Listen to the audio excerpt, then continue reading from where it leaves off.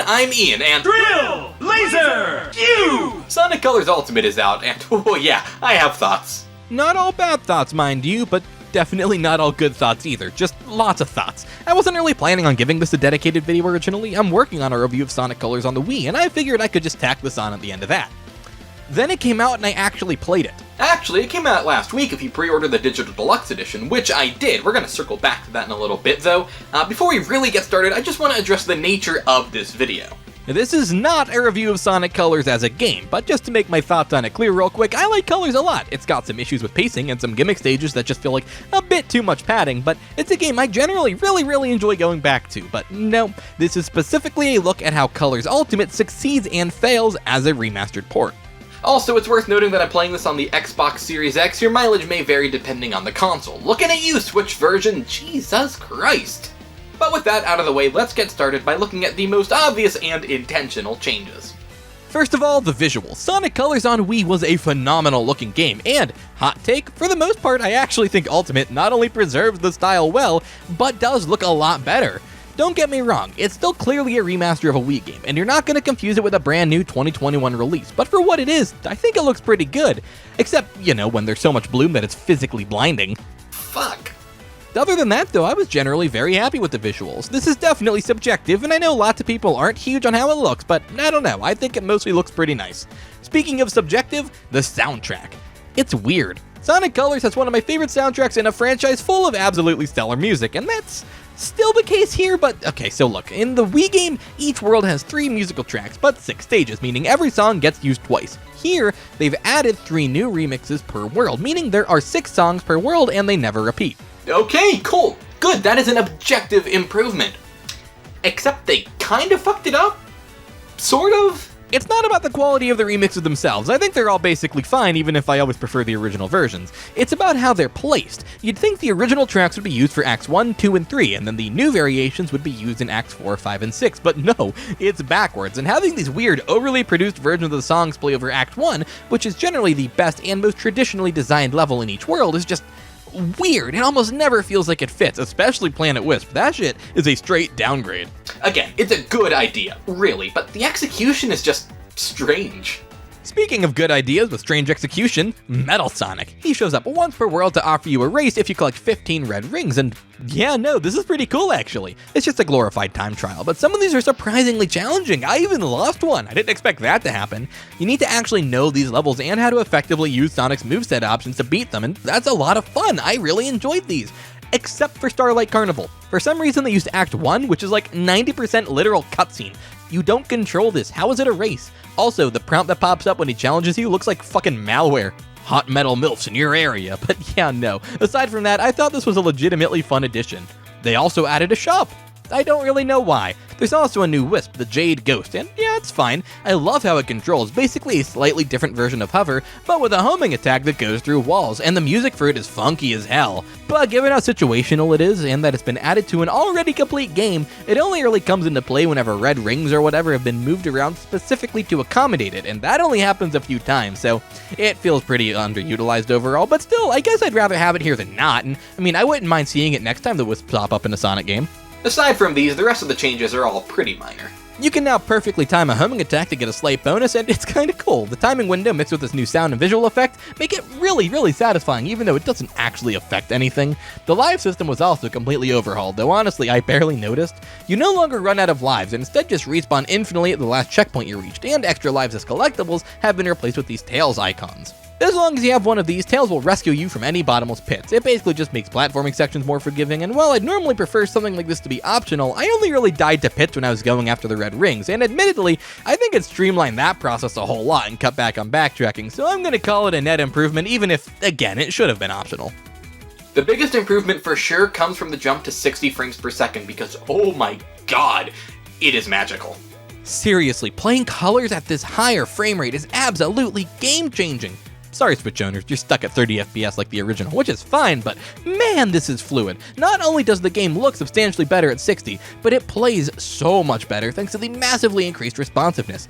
Colors already had some of the better control in any of the Boost games in my opinion, but now Sonic is buttery smooth, especially in 3D sections. This feels about as good as it can get, and even the more awkward and clunky 2D sections navigation is a snap thanks to the extra response time you get. Playing through the game and exploring to get all 180 red rings was an absolute blast. Honestly, say what you will about the other changes to the presentation, but after playing colors at 60, it's gonna be real tough to go back to the Wii version. This is a huge improvement.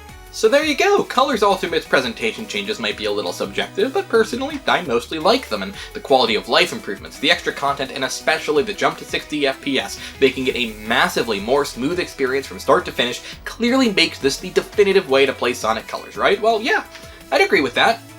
If it was fucking finished. So here's the thing, despite how much fun I had with it, I honestly don't know if I'd recommend you buy Sonic Colors Ultimate, at least not yet. For every improvement they've made, there's some sort of stupid technical shortcoming that fucks up what should be such an easy home run for the Sonic series. And I'm not just talking about a lack of polish, which alone would be a problem, because the original Colors was probably one of the most polished and complete feeling games in the series, but no, this literally feels like an unfinished product. I didn't play a single level where I didn't run into some sort of issue, so let's talk about them. For one thing, the audio is completely fucked.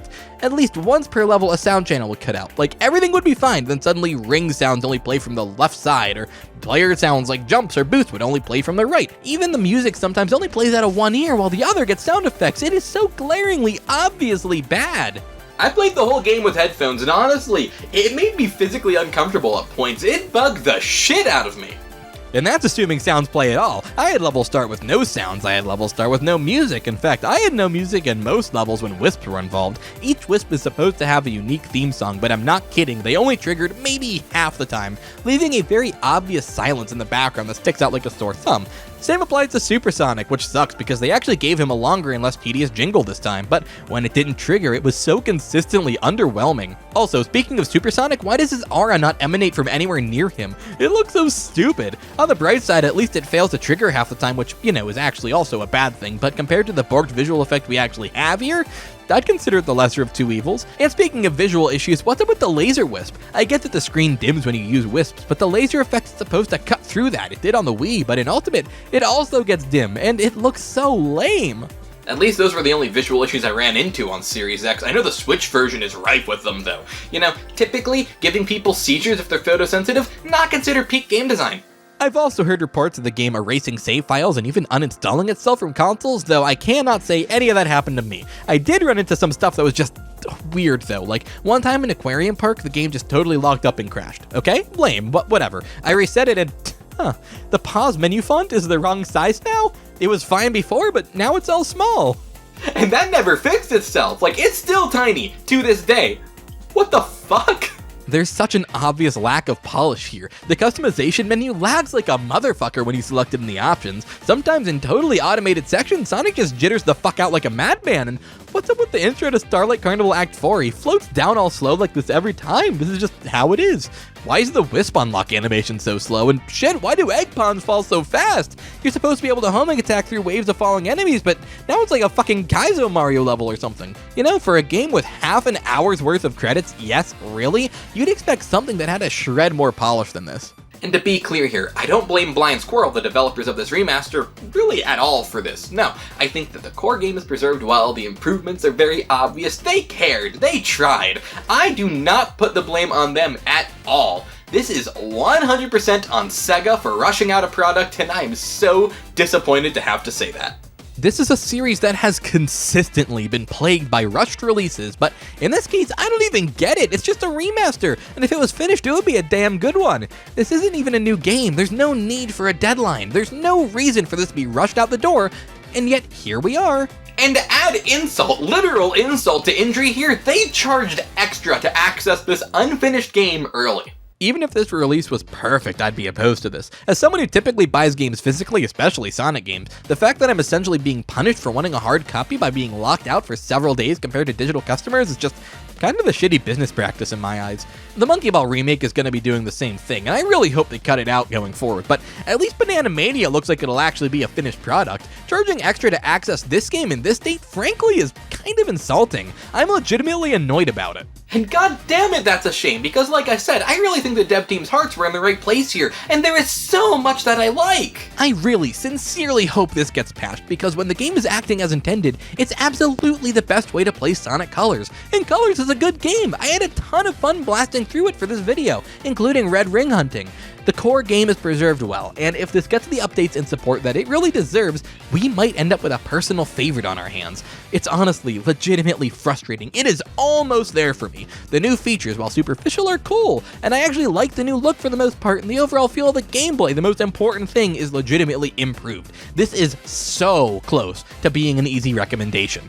But as it stands, this is not a product I can recommend in good faith. Either just wait for a couple patches to drop or play the original on Wii, because as it stands, this isn't finished, and that is such a shame. It's really frustrating, honestly, because underneath all the technical issues, clearly the best version of Sonic Colors does exist, and if they fix everything that I mentioned, we really will have something special on our hands. But hey, what did you guys think of Sonic Colors Ultimate? Let me know in the comments down below. Like the video if you enjoyed it, and subscribe if you want to see more from me. I swear, I'm usually so much more positive about Sonic than this. Until next time, guys, I'm LyingTuna signing out. Bye.